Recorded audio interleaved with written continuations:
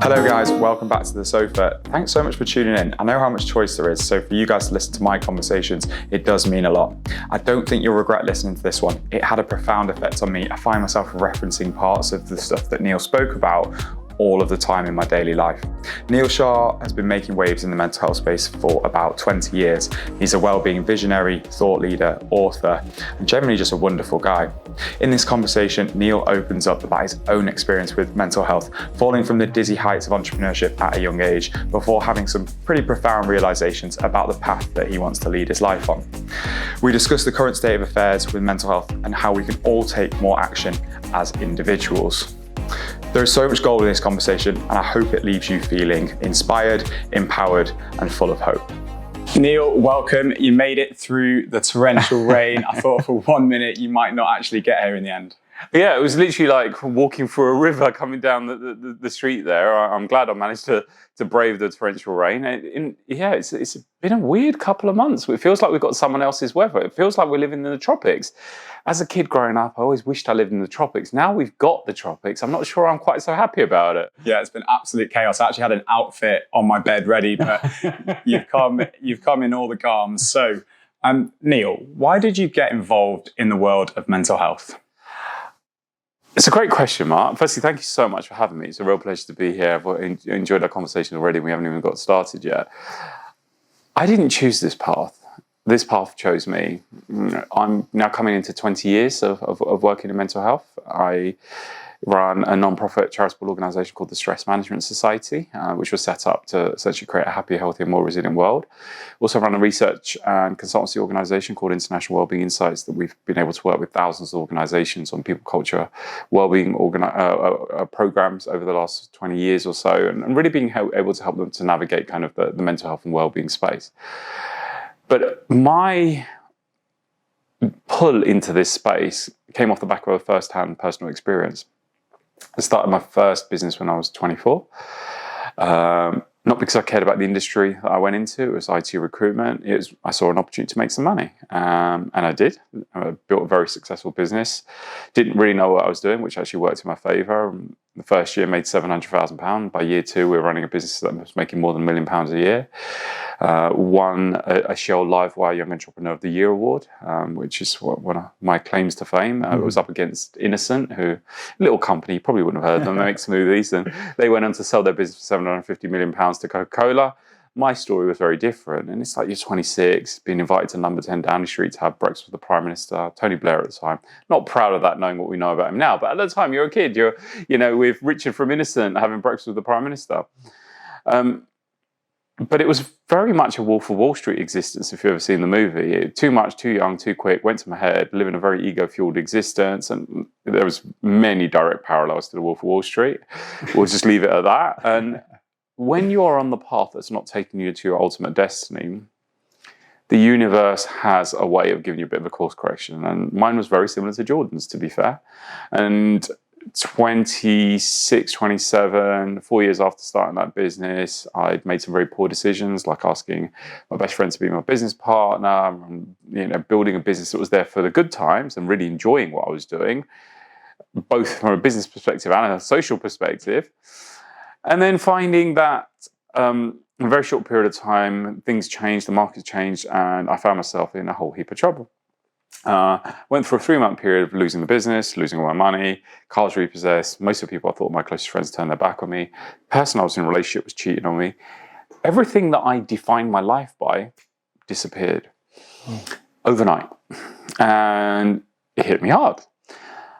I was not in a good place. I was pretty much getting to the point of being non-functional. I went to see my doctor, who wanted to give me pills. I knew enough to know that didn't feel like the right answer, but cut a long story short, I took the prescriptions, just never took them, and I got to a point one day and I was like, I can't deal with this. I drank a bottle of vodka and took the whole packet, because I just didn't want to be here anymore. And when you've hit rock bottom, and even managed to screw that up, because I failed, waking up in hospital, there's not really anywhere else you can go. Now, what really got me, I grew up in West London, and even though I'm a law-abiding citizen and have been for most of my life, when you grow up in West London, you have a distrust of the police. It's just kind of one of the things that happen. Police are always pulling you over and hassling you. So you just have a healthy distrust for the police. When you wake up in hospital, after attempting to end your own life, having your stomach pumped, and finding by your bedside not a nurse, not a mental health professional, but a police officer, wanted to talk to you to understand whether you are you're a safeguarding issue to yourself or anyone else, and whether you need to be sectioned under the Mental Health Act, it really brings home, and obviously it didn't realize it at the time, but it really brings home how mental health issues are viewed and dealt with. Now, again, because of my background, you see a police officer says, "Oh, no, officer, I made a mistake, I drank too much and must have swallowed a pill too many," and talk my way out of that situation. My parents deemed I wasn't safe to go back home. Found myself, as a grown adult that was living the high life, not more than a few months before that, in my parents' back bedroom, dad screaming down from the bottom of the stairs to come down and watch EastEnders and have my dinner. I was like, what the hell's happened to my life? I got to the point where I was like, I can't do this. I was on top of the world not that long ago. I need to be back on top of the world again. It's a long story for another day, Mark. But in 2003, I decided that's exactly what I was going to do. I was going to go to the highest place I could think of, Mount Everest. That's what I did. I went out to the Himalayas to attempt to climb Mount Everest. And when men and mountains meet, strange things happen that don't happen when you're jostling in the street, which is a quote from William Blake.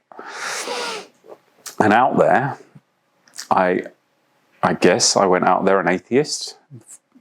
In my house, religion, whilst we were growing up, was football. That was the religion in our household. Yeah, me too. And we had some quite heavy disagreements about football in my household, but I went there as an atheist. I didn't believe in God or anything beyond death. In fact, that gave me comfort because I just turned the off switch and it'll be over. But I found myself out there on what we call Everest, which is such a stupid name. George Everest did not find her 150 years ago. Locals call her Sagarmatha. Sagarmatha translates to Mother of the Earth. Far more fitting name. Yeah. Like the South Americans have Pachamama, Gaia, Mother Earth. They're far more fitting names than the stupid names that we've given them because we found them so recently. And as I'm having a conversation with you, Mark, I found myself at a point on that expedition, on my hands and knees, crying my eyes out, talking to the mountain like I'm talking to you. It may well have been low oxygen. It may have been the altitude. It could have been a whole heap of things. It doesn't matter. The nature of that conversation ended up changing the course of my life. It was a seminal moment. Because in that moment, it was me crying my eyes out, being upset and traumatized by, I've lost everything. What am I going back to? My life is worthless and meaningless. And the dialogue I'm getting back is, Neil, you've just had the most beautiful gift. What the hell are you going to do with it? So stop crying and licking your wounds. How are you going to use this gift you've been given? And I actually reframed my whole experience as not a breakdown, but a breakthrough. Not an attempt to end my own life, but the beginning of my real life. That's where I had the inspiration and the understanding that I needed to come back and do something to help people. I guess the vision of the Stress Management Society was seeded in that moment. I did come back as a bit of a sandal-wearing hippie, spent a bit of time in a Buddhist monastery, a bit like a human version of Lassie, wanted to go around, I'm going to change the world, but I wasn't really doing a great deal. I did come back and got trained as a psychotherapist, as a counsellor, clinical hypnotherapist. I worked to get myself qualified to be able to actually talk confidently in the areas that I wanted to be able to address. But I guess I spent the first 4 or 5 years running around trying to help people one at a time and not really making much progress. And I had a vision of actually making global change, of instigating universal change. And I was like, I'm not going to do that in this way. My backstory before that was selling large corporate organizations, recruitment HR solutions. So I'm like, well, that's what I need to do. Companies are responsible for hundreds, thousands of people. I'll get them to buy it rather than selling it one at a time.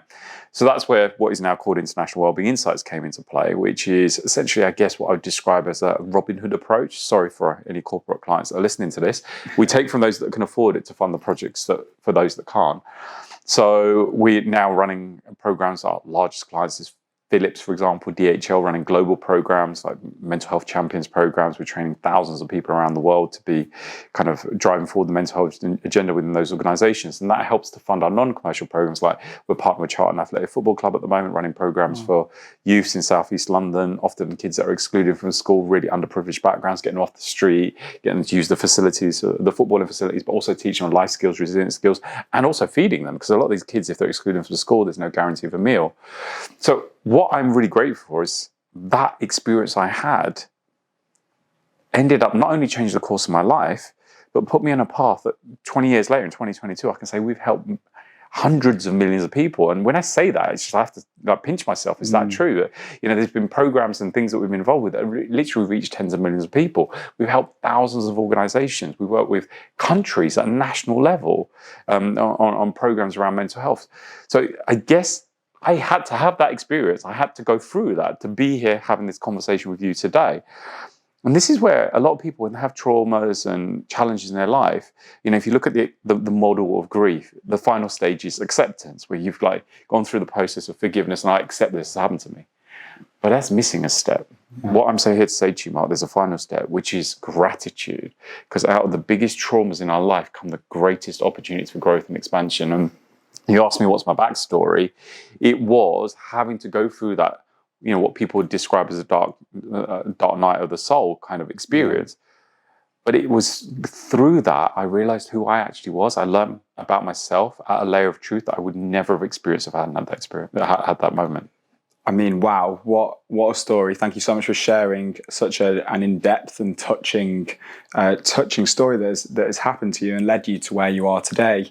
The two main parts of that, which I found completely fascinating, you've had these two incredible traumatic life events, particularly the attempted suicide, and then some people would see the speaking to this mountain as potentially something that could be quite traumatic. And what I love is that maybe the first time you weren't able to have the insight to view that as a breakthrough, and then the second time the power of the mindset came in and you did view that as a breakthrough. And I think that's what's led you down the path today. And you brought it really nicely onto what you're doing now with International Wellbeing Insights and the Stress Management Society. And you've been given a real window into the current state of play with our collective mental health. So I just want to know, where are we at? What is the current collective state of play with our mental health? It's a great question. And it's one that, it could be a podcast in itself, just that question alone.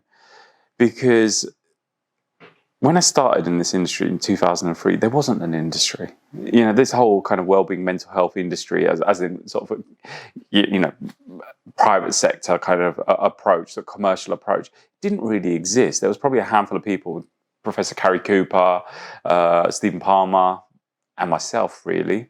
And what was interesting those days, particularly in corporate programs, firstly, there was a real denial. People didn't want to talk about it, reach out and ask for help. And at a corporate level, it would be really token gestures. It would be HR advisors, health and safety officers. Can you come in and do a 1-hour workshop or something like that? Today, I spend most of my time talking to C-suite executives of some of the largest companies on the planet, leadership teams and people that are making strategic decisions.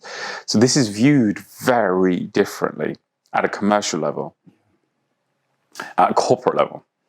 Sadly, when it comes to from a political space, I don't think a huge amount has changed. There's been a lot of token gestures, for example, employing a suicide minister or a loneliness minister, but they have been very token gestures. And I think the pace of change at a national level or a political level has been far too slow.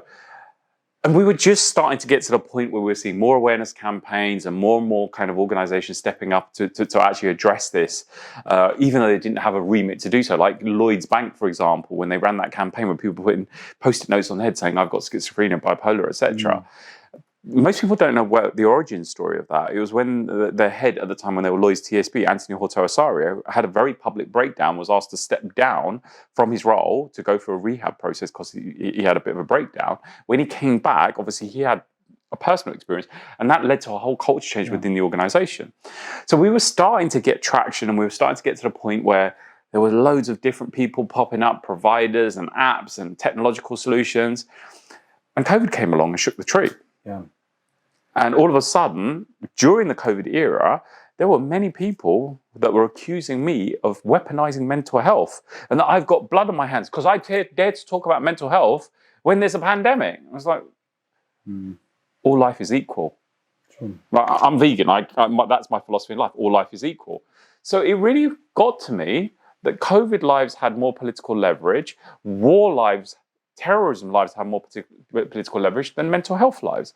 So when you ask about the current state of play, what really concerns me is that we've got to the point where we do have more awareness, we are having more dialogues around this, but we still haven't got to the point where mental health lives have the same value in society as lives that are lost or tainted or damaged as a result of other issues. So we have made progress in some ways, but we've still got a hell of a lot of work to do. As we were talking off camera, totally under-resourced. We don't have the funding, the support, the resources, the ability to give people the help they need. Even though we know it's such a big issue, we just don't have the resources and structure in place. Unless someone has private healthcare or the money to be able to fund their own support, it's genuinely not available. But even when there is support available, because we haven't done enough to remove the guilt, shame, and stigma associated with the subject, there is still barriers to accepting use. It's like many companies have an employee assistance program or health, staff, counselling or medical care, still ridiculously underutilized. And there are companies reaching out to us saying, we've had a suicide or we've got people off for mental health. It's like, have you got support resources? Yes. What's the utilization of it? We haven't asked. You get the utilization report, no one's using it. So it's like, I absolutely agree. And I think on more of an individual level as well, I think there's part to play from us as individuals. I think a lot of us see our physical health in one realm and we treat our physical health as a top priority. We go to the gym, we go for a run, and we see our bodies as something that we need to keep fit. I don't think we've quite overall had the same attitude flip when it comes to our mental health fitness. And I think that certainly falls into what you're saying there. Once we start viewing our mental health as something that we need to prioritize as much as our physical health, whether or not that's through strengthening our relationships, going to see a therapist, practicing mindfulness and meditation, breath work, whatever it is, we need to start making that a priority as well. Well, I'm going to add to that. If you say to someone physical health, just offer the term physical health. And I've done this with many people with groups, and automatically people jump to health, fitness, nutrition, diet, sleep, not necessarily viewed as negative. In fact, often they're talking about sort of as a positive. You offer the term mental health. Now, no other context, just physical health, talk to me about physical health, talk about mental health. The moment you offer the term mental health, why do people automatically jump to the negative? People that have depression or anxiety or whatever. We don't necessarily, when you hear the term mental health, start talking about people that are happy or positive or resilient. Yeah. So there's such stigma associated with the term mental health. Yeah. Now, that in itself is a barrier because admitting that you're struggling can be seen as a sign of weakness. We do live in quite a masculine culture, should I say.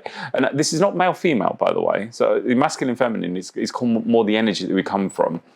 So masculine is structure, logic, process. There's a problem, you fix it. Grown men don't cry. You pull your socks up and get on with it. Soldier on. These are kind of the phrases that we're offered. Even recently, they've got a modern day version of keep calm and carry on, which is build back better. And it's another one that they say, just get your socks and pull your socks on and get on with it. But that's really damaging because we all struggle. And particularly in the world the way it is right now, anyone that says they haven't been affected mentally or emotionally in the last 2 years is frankly lying. Because we've all been impacted in some way, shape or form, directly or indirectly. So the moment we start looking at physical and mental health as two sides of the same coin, if you get ill, let's say you get a cold or a flu or you get food poisoning because you had something dodgy, right? That will affect your body and you're going to spend time in the toilet and throwing up and you have a fever and you're going to feel pretty crap. But would you agree you're also going to feel mentally and emotionally pretty awful? And you're going to be, oh my God, I was supposed to go to the event. I was supposed to spend time with my girlfriend or, do this podcast. I can't do it. Oh, I'm so pathetic. So things that affect your physical health affect your mental health. Now, here's the thing. If we think of the pathway, do you agree if you have a poor lifestyle, you eat crap food, you drink loads, you watch TV all the time, don't exercise, don't sleep well, don't maintain good relationships, that poor lifestyle is going to affect your physical health, which can lead to illness. The same is true with mental health. If you have a poor lifestyle, over time, that's going to start to affect your mental health, which can then lead to mental illness. But here's the interesting thing. Things that affect your lifestyle can, number one, affect your mental health and your physical health, if that makes sense. If you're stressed for extended periods of time, that can cause physical health issues and physical illness, but also cause mental health issues and mental illness. So the moment we start looking at it holistically is when we can actually start to make real change. Sure. And I think humans in general love to box things up, and we like to have a label for everything. And I think in general, we need to start seeing things as a little bit more of an open category, and therefore take these holistic steps that we take, know that they affect all of the different elements. Like you said, with stress, we know why that affects our mental health. We know that it affects our physical health as well. You can see the immediate response on the immune system. If you have a chronic stress response, your immune system is going to be downregulated. It's going to be calmed down. So you're not going to fight off infections as well. And also you're not going to be able to find cancers as well. Things like that, so that is in the literature. We know that is the case. I want to move on a tiny bit. I know what your view is on how we are in terms of our collective mental health, and not enough being done perhaps on an individual level, societal level, political level for sure. But I'll add to that, we need to have more of these kind of conversations. We need to destigmatize it by making it okay to not be okay. Sure. And when we can start, rather than masking and pretending everything's okay, because even that thing about the box, that's the masculine mindset. The masculine energy is boxes. The feminine is like, let's open it up. Let's talk about it. Let's express emotions. Let's be present. 100%. And getting those conversations going is absolutely key. Let's talk about your new campaign. So would you like to explain a little bit to the listeners what it's called and what it's all about? Before I reveal the campaign, I want to give you a bit of a backstory, if that's okay. Sure.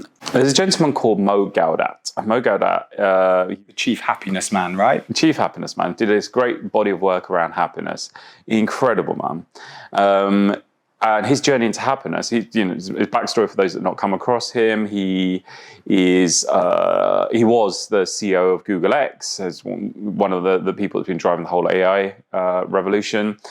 He had a very tragic incident where his son died unexpectedly, tragically at the age of 20, routine operation. There was a series of medical failures, but sadly caused the death of his son. That could destroy someone when you lose your child unexpectedly. But he basically threw himself into a bit of a philosophical journey around happiness, and essentially came up with a formula for happiness. So to give context to this, the formula he came up with, the equation, obviously he's an electrical engineer, he works with equations, and the formula he came up with is happiness is where your life experience is equal to or greater than your expectations. So say it again, your life experience is equal to or greater than your expectations. But what he found was that most of us in Western society, we have a very high expectation of our lives based on the world that we live in, based on consumerist society, based on Amazon, based on what you see on Instagram, Facebook, what everyone's posting on their social media platforms.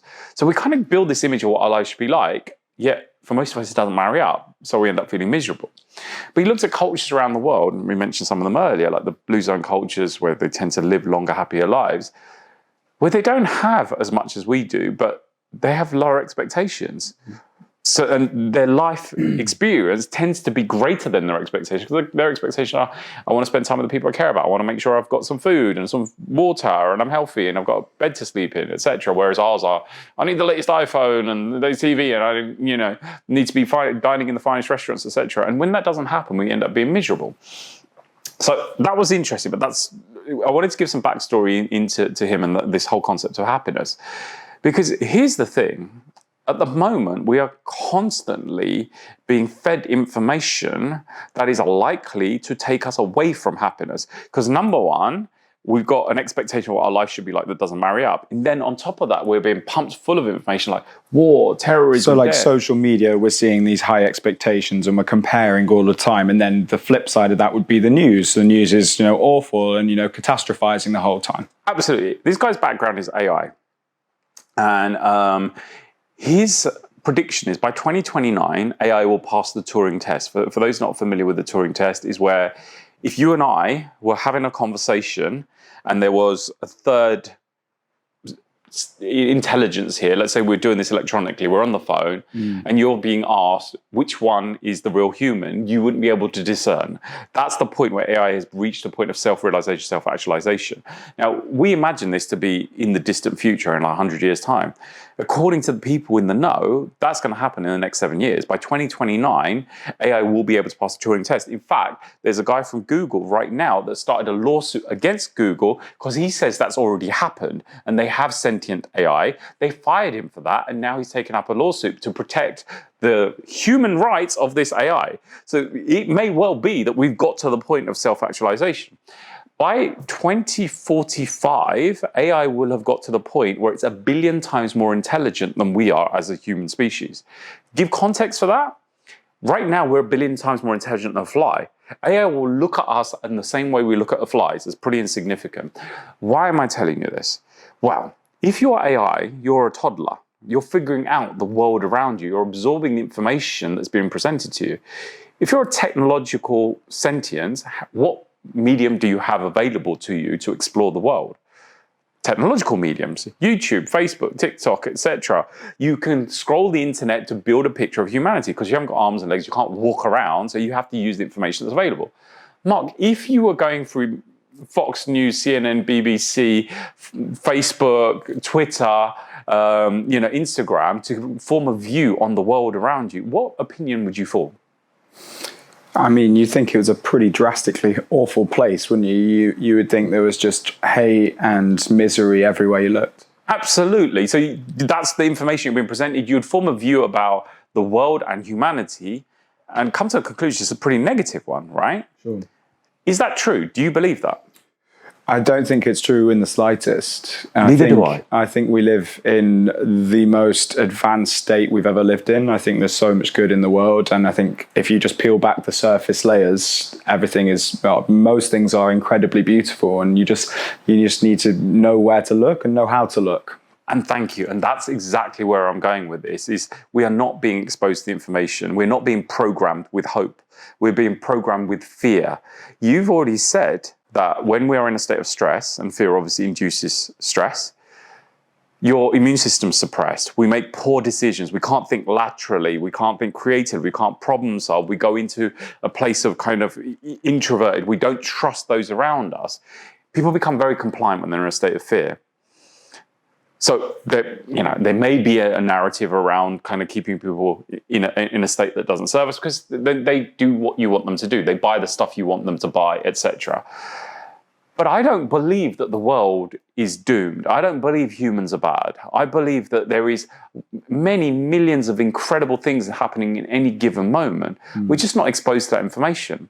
And that's what we want to change. So our campaign for the rest of this year, which will run through International Suicide Awareness Day, World Mental Health Day, and International Stress Awareness Week in November, is let's #choose hope. Let's share stories of hope.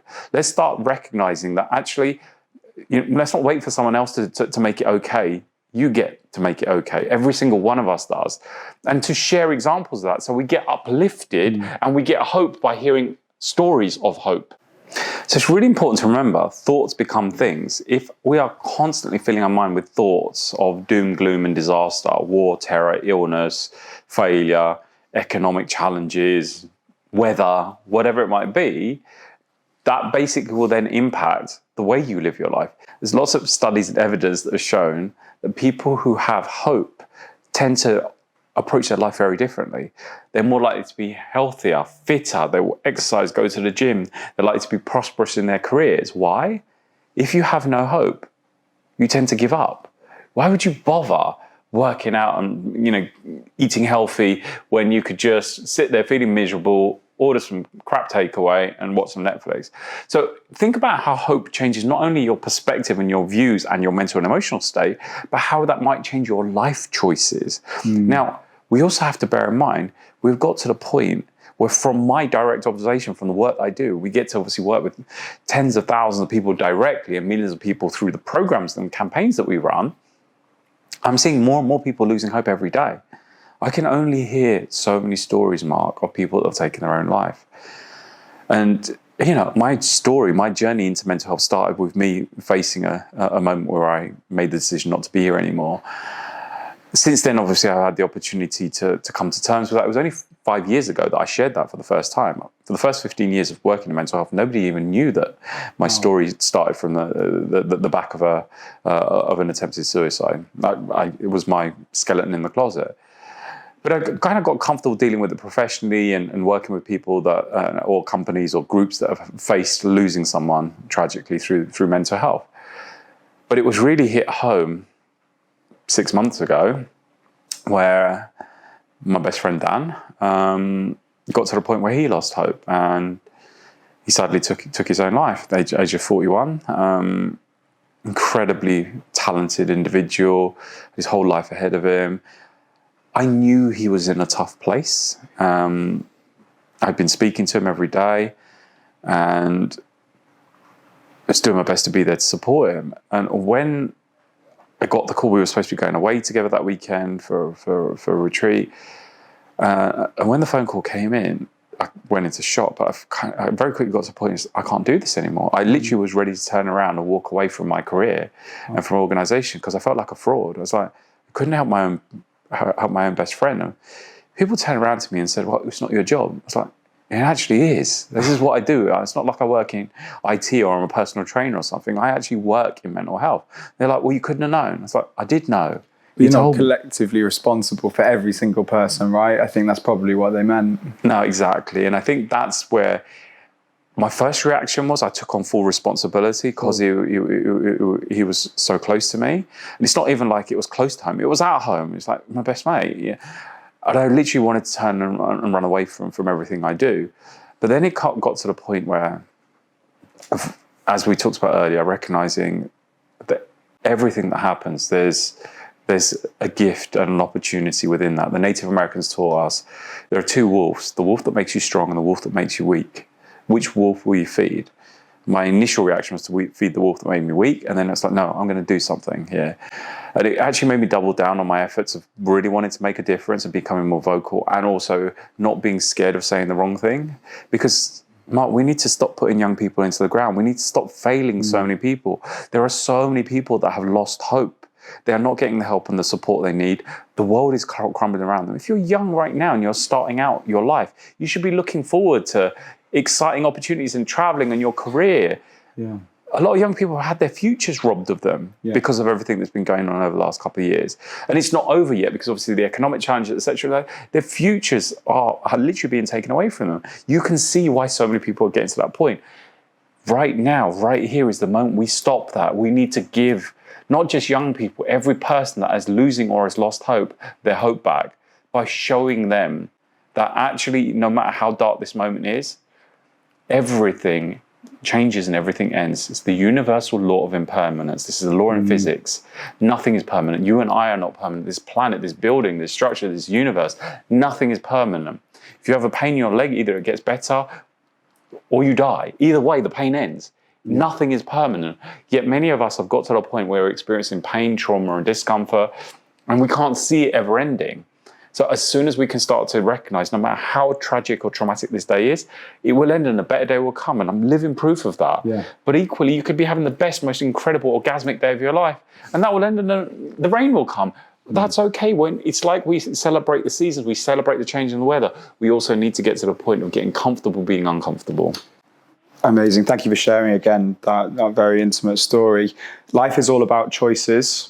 And I think how you make those choices and what decision you make, which wolf you take, as you so beautifully put, is what will define whether or not you have an enjoyable life and you find that you are achieving the things you want to achieve, or not. And I think we as people, we as a society have got to get better at creating an environment where people know how to make choices and know which wolf to feed and know that it's okay that, like what you said there when something very traumatic happened, our natural reaction is to feed the wolf that makes you weak. Everybody will do that and in their immediate reaction. How quickly you can start feeding the wolf that makes you strong is what will define what sort of person you are and what the outcome is. And that's all about resilience. And I've literally just posted a video online about resilience. And for me, what I've learned, I've been interviewing people for a business that I'm creating at the moment. And what I've learned about resilience is that it's probably the single most important attribute to mental health. If you can withstand and adapt, improvise, overcome the new and challenging things that happen in your life, you overall will have generally quite good mental health. How do we become more resilient? It's difficult. Some people seem to be born that are resilient and some people are not. But it comes down to how you make those choices, which wolf that you pick. And I think the thing that you have to remember is you've got to be a flexible thinker. Some people are naturally more flexible than others, but there are ways to train yourself. And what I mean by that is, we were talked beforehand about the serotonin theory and how it's been disproven. An antidepressant. Anyone that hasn't seen that, serotonin was thought to be low. That would cause you to be depressed, so we give SSRIs. That's been disproven for a while, but a big meta-umbrella study came out. Depression, anxiety, and mental health happen because of rigid thought patterns. Absolutely. We get stuck in our ways. So we either ruminate and think about the past, that'll cause you to be depressed, or we constantly worry and we think about made-up situations in the future. And we get very, very rigid and stuck in our ways. So if we are rigid, you tend to develop these mental health problems. So we need to teach people and we need to teach ourselves to be more flexible. There's several ways you can do that. One of the main ways that I like to see is open-mindedness, keeping an open mind and challenging and finding new situations. Go and explore new things. When your brain explores new things, it starts to learn. It's very intuitive. It's like AI. It's always learning around the world. So if you're going and you're finding novelty, you will learn ways of how you get around these little challenges. So keep doing it. If you are just plateauing in life, you won't be developing these new skills. You won't be building your resilience. So if you're just doing okay, make sure you're still pushing yourself. Personal growth is where you have to be, and that will make you more resilient, and that will mean that you're a happier, healthier person in the long run. I want to add to that. As I mentioned earlier in the conversation, I guess I went through a big chunk of my early years as an atheist. I stumbled across spirituality. I wrongly believed spirituality and religion were the same thing. Mm-hmm. I've now started to understand that spirituality and religion are two completely independent things. Mm-hmm. In fact, some modern religions could be deemed as anti-spiritual because they're taking you away from the truth of spirituality, which is a connection to something beyond yourself, something bigger, some kind of philosophy. The path of spiritual growth is where you're going into a place of introspection. You're connecting to the universe by connecting with yourself. That could be through meditation, it could be mindfulness, it could be just internal inquiry. Now, here's the thing. What I've noticed about my own journey and also other people that are treading the spiritual path is not that life gets easier. Life gets potentially, is as, if not more challenging. But you spend less time in reaction.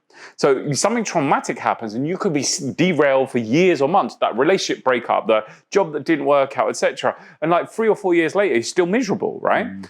What tends to happen is as you descend, as you tread this path and you start to grow in a spiritual capacity, is these things happen and you have a reaction. But as you grow, you spend weeks or months there. And as you continue to grow, it comes down to days and weeks. And then after a while, like there's a few situations I've had recently where it's been like half an hour and I've been like, I'm really upset. And it's like, yeah, I'm all right now. I'm done with that. And you can find a way to navigate through this. Now, here's another interesting part of this, which I think is very relevant for our conversation. Because it's one of the things you said that we need to teach these things, right? We need to learn these skills. I challenge that word. I think we need to remember, because humanity had this skill set for the bulk of our existence.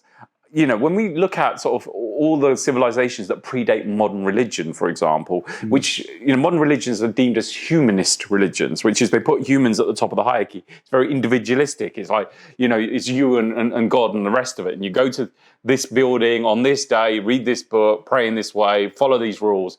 Whereas actually the animistic religions, if you look at sort of the indigenous cultures, Native American, South American shamanic cultures, Aboriginal cultures around the world, they had a very different relationship. It wasn't like there was a hierarchy. It was more like there was a symbiotic relationship, and they worshipped nature. Nature had a place in that. And not just nature as in the trees and the bushes and the birds and the bees, but our nature. Our nature is, as human beings, we need social cohesion. We need community. And when they function as a community for the betterment of the entirety of that community, they have low to no instance of mental health and suicidality. There's lots of research that's been done to prove this. We have lost that. And when we start to get that back and we learn how to work together for a common good, and we look after each other, Mahatma Gandhi said, you judge a society by how it treats its most vulnerable members. We are failing the most vulnerable members. We've talked about that with this whole podcast, people that suffer from mental health issues, etc. When we start to get back to that like connection, that growth, spiritual growth, which again, it could be religion as your pathway to that, but it could be other things. It could be martial arts. It could be, your daily walks in nature where you're present to your surroundings. So finding a way to really connect to the truth of who we are individually and starting to understand that we will only be able to accomplish our collective challenges when we do that together. If we want to live in the world that John Lennon sung about in the song Imagine, that's not going to happen with one person leading the way. It's when we all step up and say, we don't want that anymore, we want this. Yeah. So this series, I've been lucky enough to partner with one of my favourite brands, Heights. In an ideal world, we would all eat a diverse, nutritionally complete diet that ensures we meet all of our nutritional requirements. However, if you're anything like me, you'll know that life likes to get in the way, and that's not always possible. That's where Heights and their Smart Supplement comes in as the best insurance policy for looking after me and my brain. The Smart Supplement consists of just 2 easy capsules taken every day and has been formulated by neuroscientist Dr. Tara Swart and dietitian Sophie Medlin. The all-vegan capsules are packed with 20 essential vitamins, minerals, antioxidants and healthy fats, which are designed to support your brain, nervous system, immune system and even your sleep. I personally noticed an improvement in my focus, boosting my energy levels. I'm more motivated than ever on my goals, and I even make it to the gym more often when I take Heights. So if you want to get started with brain care, Heights are giving all of my listeners a 15% off your first quarterly subscription with the code StraightTalking. Head to yourheights.com and use the code StraightTalking and start taking care of your brain and body today. I want to talk about cancel culture. It's a little bit different, but it's a new phenomenon, and we've spoken about it briefly before. But for anyone that's not aware of what cancel culture is, it's a form of ostracism, typically regarding to what someone said or done online. Neil, has anyone ever tried to cancel you, firstly? Great question. And do you think that it is good or bad when it comes to our collective mental health? A good or bad thing? Okay, so first question, has anyone tried to cancel me? On the regular. As obviously you had the opportunity to get to know me both in our previous conversation, even today, even before we started filming. I've got views, strong views. I'm not saying I'm right or wrong, but I don't necessarily see things the way that everybody else does. And I'm willing to share that, which in any healthy society should be viewed as a good thing, right? You've got challenging and dissenting voices. Now, as Elon Musk said recently, freedom of speech is where someone says someone you don't like says something you don't agree with, right? We should have the freedom to do that. That's how we grow. And even if there is someone that's absolutely crazy and sharing absolute nonsense, they should have the right to do that, right? What we found, particularly over the last few years, it's been growing for a while, but over the last few years, it's got to the point, it's not just, you can't say that, you're not right, you're stupid. It's like, you're the enemy and you must die. I've literally had people ring my office, speaking to, one of our receptionists and saying, your director is dangerous, got blood on his hands. He should have been successful when he tried to kill himself because he's got blood on his hands and things like that. And I've got my poor colleague sitting there in tears, crying her eyes out. It's like, why are people doing that? Because I was daring to say, you can't just focus on one issue. I was daring to say, actually, for me, mental health is the priority because we're failing people that have no underlying health conditions and putting them into trauma. We're robbing children of their futures. Little children who are scared to talk to an adult that's not got a mask on because they've been programmed that way. The kids are having to go to school, and I could go on, but it's like, if I feel something strongly, I will say it. And if I'm wrong, I will change my opinions. I'm totally open to being challenged. I want debate. But we've not just seen this, I've experienced myself. We've seen high profile examples of this, like Joe Rogan sharing some of his views and literally wanted to get cancelled.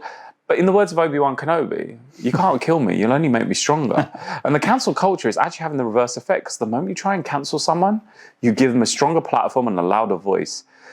But why is this dangerous from a mental health perspective? Coming back to your second question, is there are a lot of people that are absolutely petrified to ask questions, challenge the narrative, or to speak out even though they feel something is wrong because of the fear of consequences, being put in Facebook gulag, or having their jobs put in jeopardy. People are having potentially their employment challenged because they're sharing things or holding views that they don't agree with. Or it's when things that for example, don't make sense to me. For example, and I don't have strong views either way, but when I see things that don't make sense, for example, in America at the moment, in the US, they've got this whole Roe versus Wade, and then you've got two sides of the conversation. My body, my choice, right? Which I agree with. It's your body, it's your choice. But the same people that hold the my body, my choice when it comes to the abortion campaign, you ask them the same question when it comes to vaccinations, for example. No, you can't say that. It's the same thing, right? It's like we should have the freedom and autonomy to do what's right for us, to share, as long as we're not endangering anyone else, as long as we're not putting anyone in harm, as long as we're not inciting violence, we should have the ability to express ourselves. Because the moment you shut down expression, all of those thoughts and processes and the kind of the mental energy becomes internalized, and then we start ruminating. It's going back to what you said earlier. We get worried, we get anxious, we start to get depressed because you have no outlet. As you know, Mark, because we've had these conversations already, as we express ourselves, as we open up, you naturally feel better. You don't feel alone. You're able to get the weight off your chest. We are quite literally taking away people's ability to do that by threatening them with cancellation if they dare to say something that doesn't fit the accepted narrative. Now, we have seen this happen in history, and just the statement I'm about to make potentially could lead me to be cancelled and might have negative consequences for your podcast. We've seen this in history, where people were deemed to be the enemy because they dared to challenge the accepted narrative. In Nazi Germany, for example, I believe, in my strong opinion, if you view something that is morally wrong, you have a duty, an obligation to stand against that, because otherwise you're as bad as the people that are perpetrating these crimes. And right now, the crime we're committing is cancelling freedom of speech, that we are literally ostracizing people for being willing to ask questions. Now, all you do is you push that underground. We've seen this with the racial equality sort of challenges and the racial issues. I was a kid growing up. My parents are of Asian descent. My family's from Kenya, and my grandparents, or great-grandparents, should I say, are from India. I would be sat there with my dad in the 80s, watching Only Fools and Horses. Love that show, one of my favourite shows of all time. And Del Boy could say, at 7 o'clock on a Saturday night, primetime television, BBC One, I'm off to the Packy shop to buy some fags. Right now, just even saying that is deemed offensive, right? But at that time, it was normal. You could go, only 10 years ago, into the supermarket and buy a bottle of Robertson's jam and it'd have a gollywog on the side of it. Deeply offensive. Now, what happened? That just disappeared overnight. We never had a process of discussion and dialogue and reconciliation around why that was inappropriate. There are people that still hold those views. They just don't say it in public because it's like, people don't like it, so I won't say it. But we haven't challenged that narrative. Does that make sense? Which is why, and I was there, Euro finals last year, was there for every single game. Really wonderful. He's back at the football. We're all together, celebrating, singing. England-Germany game was the best football game I've ever experienced in my life. Wembley was only 3/4 full, but the noise I heard in that stadium, even now my hairs are standing on just thinking about it. And that carried through all the way to the final. We actually were about to win something. And those last 3 minutes, we went from full of hope, full of passion, full of energy. We're one team, one England, to at that half, at the full time, penalties, those 3 penalty misses. It wasn't 3 young kids that missed those penalties. The colour of their skin came into it. Came back out. And I could hear that happening around me. I was like, what? And it's because those views were there. And when we're happy, we tend to approach things in a very different way. The moment we're under stress and pressure, we're fearful, anxious, we're angry, we see the worst in us. And right now, this is one of the things that's really important for us to understand. We're going through a very challenging moment, as not just as a British society, as a global society. And when people are pushed hard, we see the worst of them come out, which is where we got to things like Brexit or Donald Trump or whatever. Like people make decisions because they don't care anymore. And that's where we got to. The moment we start cancelling people and shutting that down rather than having dialogue and saying, well, okay, you've got that view, let's talk about it and have compassion, empathy, understand each other. If we'd done this around issues around racial equality or LGBTQ issues or gender issues or any other issue, rather than shutting it down or just saying, okay, you can't say that anymore, to actually have open dialogue. Why do people have these views against a transgender swimmer that's kind of won a race? There's two sides of that conversation. We need to hear both sides, not just cancel someone that has a counter narrative. And that's, for me, it's dangerous, it's scary, and someone has a strong view but isn't able to express it. How is that going to make them feel? What is that going to do to their mental and emotional state? Yeah. It's forcing things underground, which I think is the most salient line that you said in that whole monologue there. And when that happens, it's like a filling up a bottle with pressure, right? It just keeps getting worse and worse and worse and worse until, what's the straw that breaks the camel's back? And it's scary, like you say. And I think having that freedom of speech is absolutely key to move forward with these big issues. There's a phrase that my colleague Duncan, I'm going to give a shout out to Duncan for this.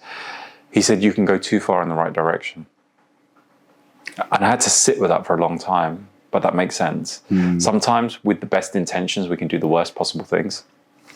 Yeah. And I think it's very difficult when you suddenly bring these very emotionally fueled debates online, because even if me and you are talking here and we don't agree on something, or perhaps not, because we're both quite open to debate, but if you find someone who is very strong in their views and you try and persuade them of your view that is also very strong, there's no way you can do that on the first go. There's no way you can just change their mind. You have to open that door for them and provide them with some resources and some answers and some alternative views for them to look into, and they have to explore that over time. But if you just shut the debate down and it's in an online environment where you've put something else online, then that everyone's looking at what you've said and you feel wronged by someone, it's very, very difficult because you just shut that off.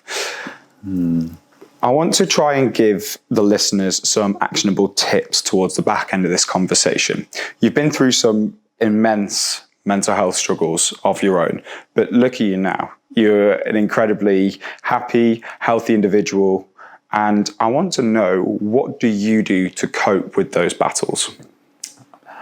Well, firstly, and actually comes back to the last point you made, I've reframed vulnerability for myself. I can't take full credit for the work around vulnerability. And Brené Brown's done a great body of work on that. I don't agree with everything she says, but that's okay. There's things about her work that I really do subscribe to. And I think we do grow up in many of us have grown up in a culture, a very toxic masculine culture, which is, you got to be strong. You can't show your weaknesses. You just suck it up. And grown men don't cry and the rest of it. And I started to recognize that actually, vulnerability is not a weakness, it's a strength. Only strong people can actually show themselves. Only strong people can really open themselves up. Vulnerability is a superpower. And it goes back to your point, is trying to convince someone of your point of view. I don't think that should be the aim of the game. Rather than me trying to convince you and get you around to my point of view, which can take time and effort, and also you're going to get defensive and there's going to be a conflict there. I don't want you to come around to my point of view. I want to understand your view. I want to understand how you see the world. Let's say I don't know, like I'm standing for one particular issue and you're standing on the polar opposite. I could sit there and beat you to death with the facts and figures and get you on board, which is probably not going to work because you're going to do the same. And then we're now kind of in the trenches and, it's going to be a long drawn out battle and no one's really going to win. We're both going to end up getting upset and miserable and angry and frustrated. How about we take a different approach? It's like, all right, I'm sat here, you're sat there. We're polar opposites on this perspective. Mark, let me come and sit next to you. Help me to see things from your perspective. Help me to understand how you formulated this view and how you see the world. And when we're finished, Mark, you come and sit here and see the world from my perspective. And then from that standpoint, maybe I'll better understand how you formulate those views, and you better understand me, and we can then work together. It's like, is there a middle ground? Because in every story, if we go out in the street right now and something happens, there's, I don't know, a tidal wave comes down the street and we all both get washed away. And in a couple of months' time, you're being interviewed by BBC and I'm being interviewed by Sky News, right? You give your version of events, I give my version of events. We're both there, but there'll be two completely different stories. Because your recollection and your interpretation of the experience will be totally different to mine. And then what will happen is there's a third version of events, which is actually what happened. And that's where, until you've understood both of those narratives and you understood both those, you can't get to actually what is really happening. If we're shutting this down, not just externally, but we do that within ourselves. A lot of people subscribe to one perspective. It's all doom and gloom. The world's over. I'm heading towards a brick wall. That is also true. But also there's a big open space here and there's hope and there's potential. Now, again, we need to, as we would do with each other, many people are cancelling themselves. Yeah. Because we live in a world where externally being cancelled, you're cancelling down the thought process that might take you down a different path. Critical thinking and blue sky thinking and being willing to explore things that make you uncomfortable is how we grow. It's exactly what you said. So, from my perspective, I am challenging myself every day to step outside of my comfort zone, to expose myself to conversations with people that see things very differently, to be willing to see things through their perspective. Even if it's people on paper, it's, oh my God, this is an abhorrent individual. This is someone that is a hardline, right-wing, kick everyone that's not white out of the country. I want to talk to you because I'm going to grow and learn a lot from you. Or talk to someone that has very deeply held religious views and that's not something I necessarily subscribe to. Or someone that stands, I don't really stand on the political spectrum. I don't do politics. I'm probably apolitical, but to understand how they see the world. And that's where the Choose Hope comes from. Because through narrative, through understanding, through love, compassion and empathy, it gives us hope. And that's why #ChooseHope is the campaign we're running for the rest of the year. And I want us all to be sharing stories of hope under that banner, to be sharing stories of how you've been able to engage, challenge yourself, step outside your comfort zone, and through that see things differently, have the kind of compassion for people that stand on the other end of the spectrum of an issue that's dearly held to you. And through that, be able to find how we can come together as a society to create the world we deserve to live in. Let's not leave it to chance or wait for a savior to come and save us or wait for our political, masters to kind of make those decisions, because they ain't going to happen. We are the ones we've been waiting for, Mark. And as soon as we step into that role is where change happens like that.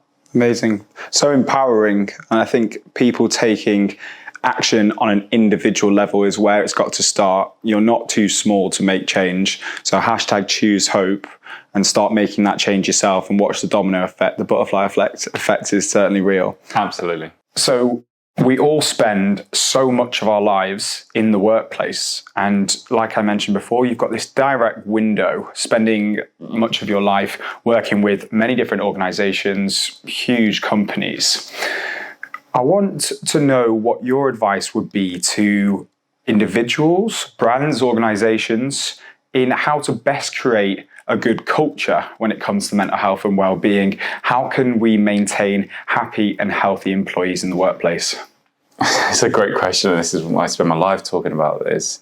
When it comes to sort of mental health and well-being, companies will have a bunch of initiatives in place. They have an EAP, an employee assistance program, org health, staff counselling services, some workshops, yoga, meditation, fruit boxes, etc., etc. It's like, oh, we do loads around well-being. It's like, okay, you've got lots of pieces of the jigsaw, because those are initiatives. Initiatives are literally the pieces of the jigsaw. What they don't have is the picture on the front of the box. Do you have all the right pieces? Are you assembling them correctly? Are they bringing value? Because actually all you've done is just chucked all the pieces of jigsaw on the table and expected this well-being picture to magically create itself. That is not how it works. The picture on the front of the box is the strategy, the business strategy.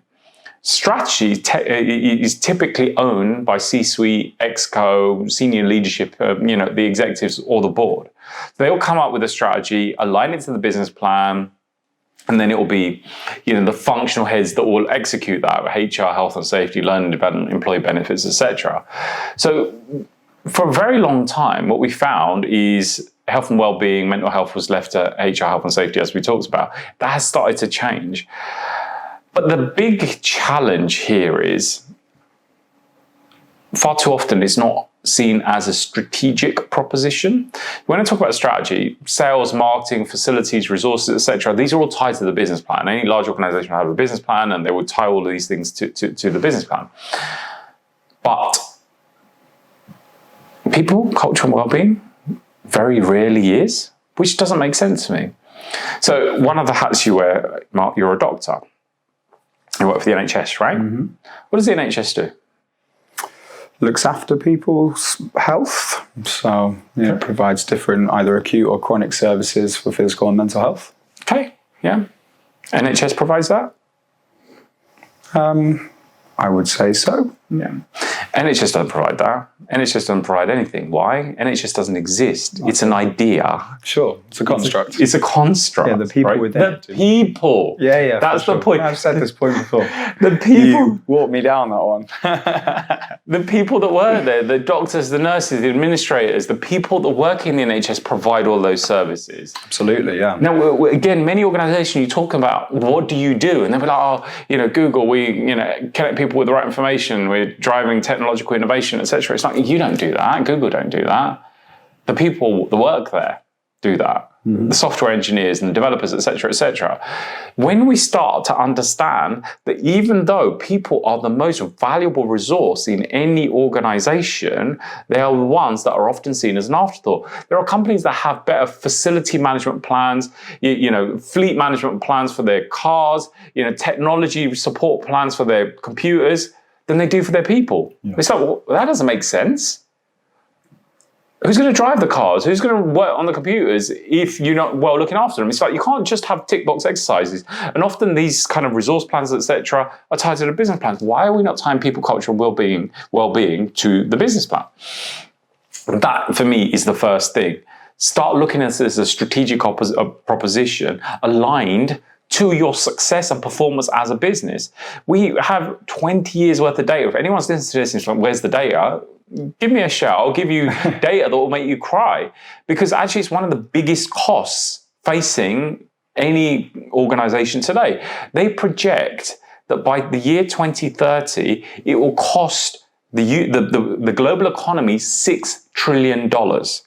Now, 6 trillion is such a big number. Most people have no context of how big. How do you get your head around that? Let me give you how you get your head around it. If you and I start accounting from 1 to 6 trillion, it will take us 190,200 years. It will take us the lifespan of humanity to count that number. That's how big a number it is. Yet, even though that is that big, we're still looking at it as an afterthought. So it was 4 years ago, I was on stage with a chair in a conference. I was speaking to Matt Elliott, who was at the time people director of the Virgin Group. And he said, we have to stop waiting for the political institutions, the medical institutions to start changing how we're addressing mental health.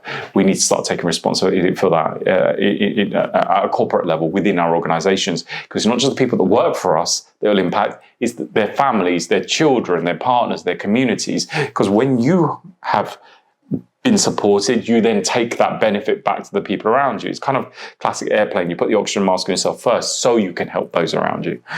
So from a corporate level, it's firstly we look at, how are we looking at this people plan as a strategic proposition, and then we're executing in a way that not just creates a happy, healthy workforce, it brings business benefit. Because performance, productivity, output is maximized. We're improving staff retention. They call this period the Great Resignation. People are leaving their jobs faster than ever before. We're attracting the best talent because people want to work in a place that they feel valued. And we're also minimizing risk because, let's be honest, the risk of people suffering from mental health or experiencing, suicide in the workplace is significantly increased. There's one client, they've got 250 staff based up in Scotland. They've had 3 suicides this year. It's like 1% of the workforce. Yeah. That's crazy. That's crazy. There's a huge problem within the NHS as well, which is very underspoken about. And absolutely, and this is where, as I said, we need to get away from this being a pink and fluffy, nice to do afterthought about happy, healthy staff. It's got to be number one priority, right? Number one priority. Because if whatever it is you do as an organization, if you want to be successful, there's people that are involved in that process, and they need to be right at the very front and center of how you manage your organization.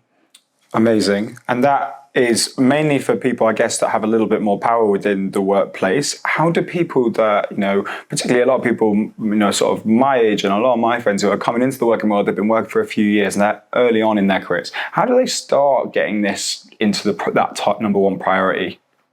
Well, firstly, you do have a voice in most organizations. I would like to think most organizations will have some kind of engagement platform, employee engagement surveys, etc., kind of staff appraisals, kind of annual reviews with managers.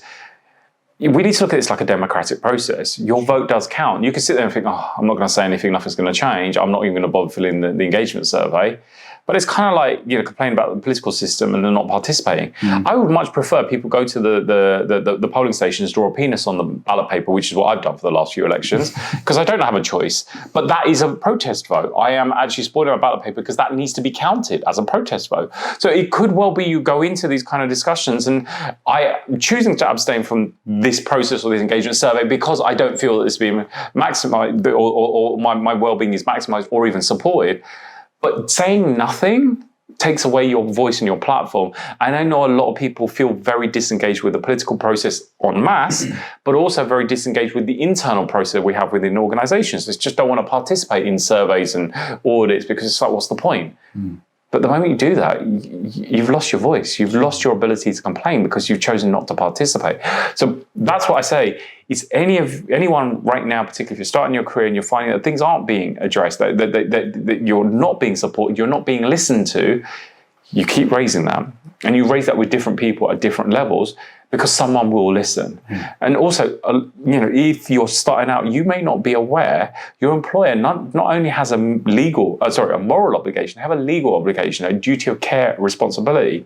Under the Healthcare Offences Act 2008, a company that has been found wanting when it comes to issues around stress, mental health, or psychological safety could face an unlimited fine, and the responsible line manager could go to prison for 2 years. Wow. So, a lot of people aren't even aware of that. So, nothing's going to happen. Well, something could happen. And that person, if they're found to be wanting, they could go to prison. Again, a really empowering answer. And I hope anyone listening to this does feel empowered to go and make a difference themselves. So choose hope and take action on an individual level and see what can really happen. Let's round off. I ask all my guests this. It's been wonderful having you on. What's your one single best bit of advice for someone looking to improve their health and their happiness? I'm looking forward to this answer. That one single thing. I guess the biggest lesson I've learned is life is what you make it. In any given situation, you get to choose how you see that. Right now, it's pouring. It's raining, heavy, the roads are flooding, I got soaked. And I could choose to see that as doom and gloom and disaster. But I'm actually really grateful. I'm so happy that it's pouring with rain. Now, that's a simple reframe, which takes me from a place of, oh God, this is awful, to this is wonderful. Now, the one bit of advice I'd give everyone is you will naturally view a situation or experience in a way that your brain has trained itself to see it that way. There will be a neural pathway that's been formed based on that person speaking to you the way, or that thing happening, that quarrel, whatever. That's your default setting. But you then have the option, the power. Now, the word power, let me break that down. If you look it up in the dictionary, it quite literally means the ability to do or act. If you ask me, the single thing you can do to make yourself happy is choose to empower yourself. Choose to find the ability to do or act in a way that serves you rather than that doesn't serve you. So I actually think, okay, I've had this disagreement, but great opportunity for some makeup sets, or it's pouring with rain, my garden's going to look wonderful, my plants are going to be so happy. Okay, there's been a failing in the political system, great, there's an opportunity for real and meaningful change because we're so disillusioned. Micro and macro issues, you get to decide. Remember, going back to that point, the wolf that makes you strong and the wolf that makes you weak, which wolf will you feed? So, if there's one thing that could potentially change your life, is reframing any given situation to use it to your benefit rather than being something that you're a victim to. Or just as I said, find your power, find your voice, find your ability to do or act. It doesn't matter what's going on around you, what's happening in the world at large, there's always something you can do to make things better. Amazing. You are not your thoughts. You're the one that sees your thoughts, and you have the power to change them. So it's all about not being too reactive, taking a step back and choosing and empowering yourself to make those